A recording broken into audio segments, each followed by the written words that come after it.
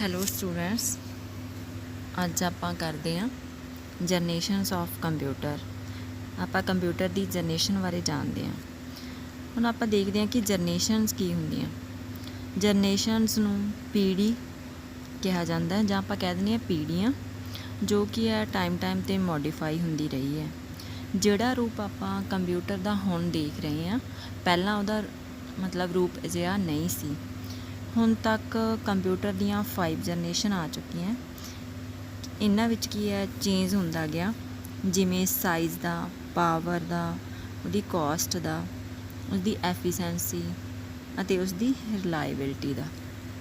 ਹੁਣ ਆਪਾਂ ਪਹਿਲਾਂ ਜਾਣਦੇ ਹਾਂ ਆਪਣੀ ਫਸਟ ਜਨਰੇਸ਼ਨ ਬਾਰੇ।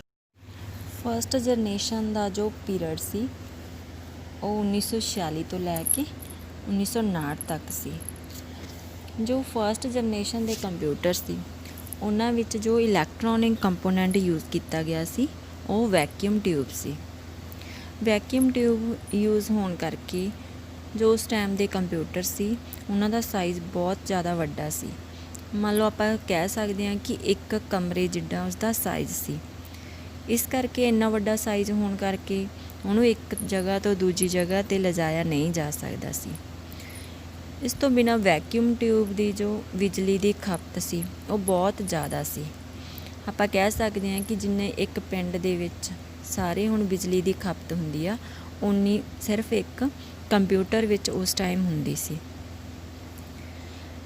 ਜਿਸ ਕਰਕੇ ਕੀ ਹੁੰਦਾ ਸੀ, ਜੋ ਬਹੁਤ ਜ਼ਿਆਦਾ ਵੈਕਿਊਮ ਟਿਊਬ ਕਰਕੇ ਹੀਟ ਜਨਰੇਟ ਹੁੰਦੀ ਸੀ। ਇਸ ਕਰਕੇ ਕੰਮ ਕਰਦੇ ਸਮੇਂ ਥੋੜ੍ਹੇ ਟਾਈਮ ਬਾਅਦ ਕੰਪਿਊਟਰ ਨੂੰ ਬੰਦ ਕਰਨਾ ਪੈਂਦਾ ਸੀ ਅਤੇ ਨਾਲ ਹੀ AC ਦੀ ਲੋੜ ਹੁੰਦੀ ਸੀ।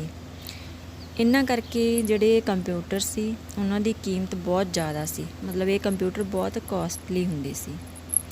ਇਸ ਤੋਂ ਬਿਨਾਂ ਜਿਹੜੇ ਇਹਨਾਂ ਕੰਪਿਊਟਰਾਂ ਵਿੱਚ ਇਨਪੁੱਟ ਜਾਂ ਆਊਟਪੁੱਟਸ ਲਈ ਕੀ ਹੁੰਦਾ ਸੀ, ਪੰਚ ਕਾਰਡ ਦੀ ਵਰਤੋਂ ਕੀਤੀ ਜਾਂਦੀ ਸੀ। ਇਹਨਾਂ ਦੀ ਜਿਹੜੀ ਸਟੋਰੇਜ ਕਪੈਸਿਟੀ ਸੀ ਬਹੁਤ ਘੱਟ ਸੀ। ਇਹ ਕੰਪਿਊਟਰ ਕੀ ਸੀ, ਸਿਰਫ ਇੱਕ ਸਮੱਸਿਆ ਨੂੰ ਹੀ ਹੱਲ ਕਰਨ ਦੇ ਲਈ ਯੂਜ਼ ਕੀਤੇ ਜਾਂਦੇ ਸੀ ਅਤੇ ਇਹਨਾਂ ਦੀ ਜਿਹੜੀ ਸਪੀਡ ਸੀ ਉਹ ਬਹੁਤ ਜ਼ਿਆਦਾ ਸਲੋ ਸੀ। ਯੂਨੀਵੈਕ ਫਸਟ ਵਪਾਰਕ ਕੰਪਿਊਟਰ ਸੀਗਾ ਜਿਸ ਨੂੰ ਕੀ ਸੀ, ਕਾਰੋਬਾਰ ਲਈ ਖਰੀਦਿਆ ਗਿਆ ਸੀ। ਇਹਨਾਂ ਕੰਪਿਊਟਰਾਂ ਵਿੱਚ ਕੀ ਹੁੰਦਾ ਸੀ, ਮਸ਼ੀਨ ਲੈਂਗੁਏਜ ਦੀ ਵਰਤੋਂ ਕੀਤੀ ਜਾਂਦੀ ਸੀ। ਹੁਣ ਆਪਾਂ ਗੱਲ ਕਰਦੇ ਹਾਂ ਸੈਕਿੰਡ ਜਨਰੇਸ਼ਨ ਦੀ। ਕੰਪਿਊਟਰ ਦੀ ਜੋ ਸੈਕਿੰਡ ਜਨਰੇਸ਼ਨ ਸੀ ਉਹਦਾ ਪੀਰੀਅਡ ਕੀ ਸੀ, 1956 ਤੋਂ ਲੈ ਕੇ 1963 ਤੱਕ ਸੀ। ਇਸ ਜਨਰੇਸ਼ਨ ਵਿੱਚ ਕੀ ਸੀ, ਹੁਣ ਵੈਕਿਊਮ ਟਿਊਬ ਦੀ ਜਗ੍ਹਾ 'ਤੇ ਟਰਾਂਜਿਸਟਰ ਦੀ ਵਰਤੋਂ ਕੀਤੀ ਗਈ ਸੀ। ਟਰਾਂਜਿਸਟਰ ਜੋ ਸੀ ਉਹ ਵੈਕਿਊਮ ਟਿਊਬ ਨਾਲੋਂ ਵਧੀਆ ਸੀ। ਇਸ ਦੇ ਕਰਕੇ ਕੀ ਹੋ ਗਿਆ ਸੀ, ਜੋ ਸੈਕਿੰਡ ਜਨਰੇਸ਼ਨ ਦੇ ਕੰਪਿਊਟਰ ਸੀ ਉਹਨਾਂ ਦਾ ਸਾਈਜ਼ ਘੱਟ ਗਿਆ ਸੀ, ਉਹਨਾਂ ਦੀ ਥੋੜ੍ਹੀ ਜਿਹੀ ਕੀਮਤ ਘੱਟ ਗਈ ਸੀਗੀ ਅਤੇ ਜਿਹੜੀ ਉਹਨਾਂ ਦੀ ਬਿਜਲੀ ਦੀ ਖਪਤ ਸੀ ਉਹ ਵੀ ਘੱਟ ਗਈ ਸੀ। ਪਰ ਇਸ ਦੇ ਜਿਹੜਾ ਇਨਪੁੱਟ ਦੇ ਲਈ ਅਤੇ ਆਊਟਪੁੱਟਸ ਲਈ ਹਜੇ ਵੀ ਪੰਚ ਕਾਰਡ ਦੀ ਵਰਤੋਂ ਕੀਤੀ ਜਾਂਦੀ ਸੀ। ਇਸ ਕਰਕੇ ਇਸ ਦੀ ਸਪੀਡ ਵੀ ਥੋੜ੍ਹੀ ਸਲੋ ਸੀ। ਪਰ ਇਸ ਦਾ ਸਾਈਜ਼ ਫਸਟ ਜਨਰੇਸ਼ਨ ਨਾਲੋਂ ਕਾਫੀ ਘੱਟ ਗਿਆ ਸੀ। ਜਿਵੇਂ ਫਸਟ ਜਨਰੇਸ਼ਨ ਵਿੱਚ ਮਸ਼ੀਨ ਲੈਂਗੁਏਜ ਯੂਜ਼ ਕੀਤੀ ਜਾਂਦੀ ਸੀ, ਉਸੇ ਤਰ੍ਹਾਂ ਸੈਕਿੰਡ ਜਨਰੇਸ਼ਨ ਵਿੱਚ ਹੁਣ ਮਸ਼ੀਨ ਲੈਂਗੁਏਜ ਦੀ ਜਗ੍ਹਾ 'ਤੇ ਅਸੈਂਬਲੀ ਲੈਂਗੁਏਜ ਜਾਂ ਹਾਈ ਲੈਵਲ ਪ੍ਰੋਗਰਾਮਿੰਗ ਲੈਂਗੁਏਜ ਜਿਵੇਂ ਫੋਰਟਰੈਨ, ਕੋਬਲ, ਇਹਨਾਂ ਦੀ ਵਰਤੋਂ ਹੋਣ ਲੱਗ ਗਈ ਸੀ। ਜੋ ਸੈਕਿੰਡ ਜਨਰੇਸ਼ਨ ਦੇ ਕੰਪਿਊਟਰ ਸੀ ਉਹਨਾਂ ਨੂੰ ਪਰਮਾਣੂ ਇੰਡਸਟਰੀ ਲਈ ਵਰਤਿਆ ਗਿਆ ਸੀ। ਹੁਣ ਆਪਾਂ ਗੱਲ ਕਰਦੇ ਹਾਂ ਥਰਡ ਜਨਰੇਸ਼ਨ ਬਾਰੇ। ਥਰਡ ਜਨਰੇਸ਼ਨ ਦਾ ਜੋ ਪੀਰੀਅਡ ਸੀ ਉਹ 1965 ਤੋਂ ਲੈ ਕੇ 1971 ਤੱਕ ਸੀ। ਇਸ ਵਿੱਚ ਹੁਣ ਟਰਾਂਜਿਸਟਰਾਂ ਦੀ ਜਗ੍ਹਾ 'ਤੇ IC ਯੂਜ਼ ਕੀਤਾ ਗਿਆ ਸੀ। IC ਮਤਲਬ ਇੰਟਰਗ੍ਰੇਟਡ ਸਰਕਟ। ਇਸ ਕਰਕੇ ਇਹਨਾਂ ਦਾ ਜਿਹੜਾ ਸਾਈਜ਼ ਸੀ ਉਹ ਕਾਫੀ ਘੱਟ ਗਿਆ ਸੀ। ਇਸ ਤੋਂ ਬਿਨਾਂ ਇਹ ਰਿਲਾਈਏਬਲ ਵੀ ਸੀ, ਇਹਨਾਂ ਨੂੰ ਇੱਕ ਜਗ੍ਹਾ ਤੋਂ ਦੂਜੀ ਜਗ੍ਹਾ 'ਤੇ ਲਿਜਾਇਆ ਜਾ ਸਕਦਾ ਸੀ। ਇਹਨਾਂ ਦੀ ਜਿਹੜੀ ਸਪੀਡ ਸੀ ਉਹ ਕਾਫੀ ਵੱਧ ਗਈ ਸੀ ਅਤੇ ਇਹਨਾਂ ਵਿੱਚ ਕੀ ਸੀ, ਇੱਕ ਸਿਲੀਕੌਨ ਚਿੱਪ ਦੀ ਵਰਤੋਂ ਕੀਤੀ ਗਈ ਸੀ। ਸਿਲੀਕੌਨ ਚਿੱਪ ਦੀ ਮਦਦ ਨਾਲ ਕੀ ਹੋਇਆ, ਜਿਹੜੀ ਮਸ਼ੀਨਾਂ ਦੀ ਗਤੀ ਸੀ, ਉਹਨਾਂ ਦੀ ਕੁਸ਼ਲਤਾ ਸੀ, ਉਹਨਾਂ ਵਿੱਚ ਕਾਫੀ ਵਾਧਾ ਹੋ ਗਿਆ ਸੀ। ਥਰਡ ਜਨਰੇਸ਼ਨ ਦੇ ਕੰਪਿਊਟਰਾਂ ਵਿੱਚ ਕੀ ਸੀ, ਕੀਬੋਰਡ ਅਤੇ ਮੋਨੀਟਰਾਂ ਦੀ ਵਰਤੋਂ ਹੋਣ ਲੱਗ ਗਈ ਸੀ। ਮਾਊਸ ਦੀ ਵਰਤੋਂ ਇਸ ਵਿੱਚ ਨਹੀਂ ਹੁੰਦੀ ਸੀ, ਇਸ ਵਿੱਚ ਸਿਰਫ ਕੀਬੋਰਡ ਅਤੇ ਮੋਨੀਟਰਾਂ ਦੀ ਵਰਤੋਂ ਹੋਣ ਲੱਗ ਗਈ ਸੀ। ਇਸ ਵਿੱਚ ਜਿਹੜੀ ਸਟੋਰੇਜ ਕਪੈਸਿਟੀ ਸੀ ਉਹ ਵੱਧ ਗਈ ਸੀ ਅਤੇ ਇਸ ਵਿੱਚ ਇੱਕ ਹੋਰ ਕੀ ਸੀ, ਆਪਰੇਟਿੰਗ ਸਿਸਟਮ ਦੀ ਵਰਤੋਂ ਹੋਣ ਲੱਗ ਗਈ ਸੀ। ਆਪਰੇਟਿੰਗ ਸਿਸਟਮ ਜਿਵੇਂ ਵਿੰਡੋ ਯੂਜ਼ ਹੋਣ ਲੱਗ ਗਿਆ ਸੀ। ਇਸ ਜਨਰੇਸ਼ਨ ਦੇ ਕੰਪਿਊਟਰ ਸੀ ਜਿਹੜੇ ਉਹ ਹੀਟ ਘੱਟ ਜਨਰੇਟ ਕਰਦੇ ਸੀ ਅਤੇ ਬਹੁਤ ਜ਼ਿਆਦਾ ਰਿਲਾਈਏਬਲ ਹੁੰਦੇ ਸੀ। ਥਰਡ ਜਨਰੇਸ਼ਨ ਦੇ ਕੰਪਿਊਟਰ ਵਿੱਚ ਵੀ ਹਾਈ ਲੈਵਲ ਲੈਂਗੁਏਜ ਨੂੰ ਸਪੋਰਟ ਕੀਤਾ ਜਾਂਦਾ ਸੀ। ਹੁਣ ਆਪਾਂ ਗੱਲ ਕਰਦੇ ਹਾਂ ਫੋਰਥ ਜਨਰੇਸ਼ਨ ਦੀ।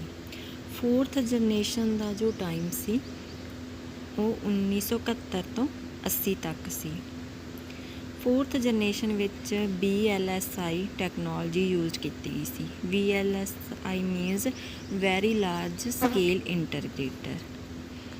1971 ਵਿੱਚ ਇਸ ਜਨਰੇਸ਼ਨ ਵਿੱਚ ਇੱਕ ਇੰਟੇਲ ਚਿਪ ਵਿਕਸਿਤ ਕੀਤੀ ਗਈ ਸੀ, ਜਿਸ ਨੇ ਕੀ ਕੀਤਾ, ਕੰਪਿਊਟਰ ਦੇ ਸਾਰੇ ਪਾਰਟ ਜਿਵੇਂ CPU, ਮੈਮਰੀ, ਇਨਪੁੱਟ ਅਤੇ ਆਊਟਪੁੱਟ ਨੂੰ ਇੱਕ ਸਿੰਗਲ ਚਿਪ 'ਤੇ ਸਥਾਪਿਤ ਕਰ ਦਿੱਤਾ ਸੀ।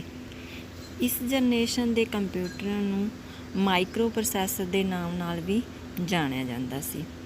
ਇਹ ਕੰਪਿਊਟਰ ਕੀ ਸੀ, ਕੀਮਤ ਘਟ ਗਈ ਸੀ, ਪੋਰਟੇਬਲ ਸੀ ਅਤੇ ਇਸ ਵਿੱਚ ਕੀ AC ਦੀ ਜ਼ਰੂਰਤ ਨਹੀਂ ਪੈਂਦੀ ਸੀ।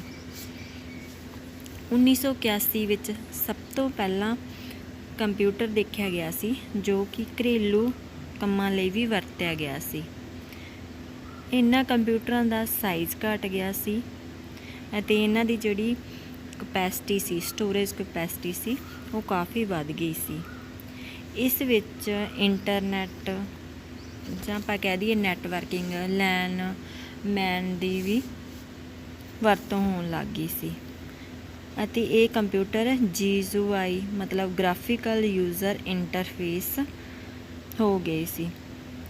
ਇਸ ਜਨਰੇਸ਼ਨ ਦੇ ਕੰਪਿਊਟਰਾਂ ਵਿੱਚ ਮਾਊਸ ਦੀ ਵਰਤੋਂ ਹੋਣ ਲੱਗ ਗਈ ਸੀ ਅਤੇ ਸਕੂਲਾਂ, ਆਫਿਸ ਵਿੱਚ ਇਹਨਾਂ ਕੰਪਿਊਟਰਾਂ 'ਤੇ ਕੰਮ ਹੋਣ ਲੱਗ ਗਿਆ ਸੀ। ਅੱਗੇ ਆਪਾਂ ਗੱਲ ਕਰਦੇ ਹਾਂ ਫਿਫਥ ਜਨਰੇਸ਼ਨ ਦੀ। ਫਿਫਥ ਜਨਰੇਸ਼ਨ ਦਾ ਜਿਹੜਾ ਪੀਰੀਅਡ ਹੈ ਉਹ 1980 ਤੋਂ ਲੈ ਕੇ ਟਿਲ ਡੇਟ ਤੱਕ ਹੈ, ਮਤਲਬ ਹੁਣ ਤੱਕ ਜੋ ਚੱਲ ਰਿਹਾ ਉਹ ਫਿਫਥ ਜਨਰੇਸ਼ਨ ਹੈ। ਫਿਫਥ ਜਨਰੇਸ਼ਨ ਦੇ ਵਿੱਚ ਕੀ ਸੀ, ULSI ਟੈਕਨੋਲੋਜੀ ਯੂਜ਼ ਕੀਤੀ ਗਈ ਹੈ, ਜਿਸ ਨੂੰ ਆਪਾਂ ਫੁੱਲ ਫਾਰਮ ਕੀ ਆ, ਅਲਟਰਾ ਲਾਰਜ ਸਕੇਲ ਇੰਟਰਗ੍ਰੇਟਰ। ਇਸ ਤੋਂ ਬਿਨਾਂ ਫਿਫਥ ਜਨਰੇਸ਼ਨ ਦਾ ਜੋ ਕੰਪਿਊਟਰ ਹੈ ਜੋ ਅਸੀਂ ਹੁਣ ਦੇਖ ਰਹੇ ਹਾਂ, ਉਸ ਵਿੱਚ ਹਾਈ ਲੈਵਲ ਲੈਂਗੁਏਜ ਜਿਵੇਂ C++, ਜਾਵਾ, ਇਹ ਸਾਰੀਆਂ ਪ੍ਰੋਗਰਾਮਿੰਗ ਲੈਂਗੁਏਜ ਹੈ ਉਹ ਸਪੋਰਟ ਕਰਦੀਆਂ। ਇਹਨਾਂ ਦੀ ਜਿਹੜੀ ਕੀਮਤ ਆ ਉਹ ਕਾਫੀ ਘਟ ਗਈ ਹੈ। ਫੋਰ ਐਗਜ਼ਾਮਪਲ ਜਿਵੇਂ ਡੈਸਕਟਾਪ ਹੈ, ਲੈਪਟਾਪ ਹੈ। ਇੱਕ ਇਹਨਾਂ ਵਿੱਚ ਕੀ ਹੈ, AI ਯੂਜ਼ ਕੀਤਾ ਗਿਆ, ਜਿਸ ਨੂੰ ਆਪਾਂ ਆਰਟੀਫਿਸ਼ੀਅਲ ਇੰਟੈਲੀਜੈਂਸੀ ਕਹਿੰਦੇ ਹਾਂ। ਆਰਟੀਫਿਸ਼ੀਅਲ ਇੰਟੈਲੀਜੈਂਸੀ ਯੂਜ਼ ਕਰਨ ਦੇ ਨਾਲ ਕਈ ਨਵੀਆਂ ਟੈਕਨੋਲੋਜੀਆਂ ਉੱਭਰਨ ਲੱਗੀਆਂ, ਜਿਵੇਂ ਕਿ ਆਵਾਜ਼ ਦੀ ਪਛਾਣ। AI ਇੱਕ ਅਜਿਹੀ ਹਕੀਕਤ ਹੈ ਜਿਸ ਨਾਲ ਪੈਰਲਲ ਪ੍ਰੋਸੈਸਿੰਗ ਅਤੇ ਸੁਪਰ ਕੰਡਕਟਰ ਦੀ ਵਰਤੋਂ ਵੀ ਸੰਭਵ ਹੋ ਗਈ ਹੈ। ਪੰਜਵੀਂ ਪੀੜ੍ਹੀ ਵਿੱਚ ਹੁਣ ਅਜਿਹੀਆਂ ਤਕਨੀਕਾਂ ਅਤੇ ਮਸ਼ੀਨਾਂ ਤਿਆਰ ਕੀਤੀਆਂ ਜਾ ਰਹੀਆਂ ਹਨ ਜੋ ਕਿ ਕੁਦਰਤੀ ਭਾਸ਼ਾ ਦੀ ਪ੍ਰਕਿਰਿਆ ਸਮਝਣ ਅਤੇ ਉਹਨਾਂ ਦਾ ਜਵਾਬ ਦੇ ਸਕਣ, ਜਾਂ ਆਪਾਂ ਕਹਿ ਸਕਦੇ ਹਾਂ ਕਿ ਕੰਪਿਊਟਰ ਵਿੱਚ ਵੀ ਸੋਚਣ ਦੀ ਸ਼ਕਤੀ ਨੂੰ ਵਿਕਸਿਤ ਕੀਤਾ ਜਾ ਰਿਹਾ ਹੈ। ਇਹ ਸਨ ਆਪਣੀਆਂ fifth generation. So thank you students.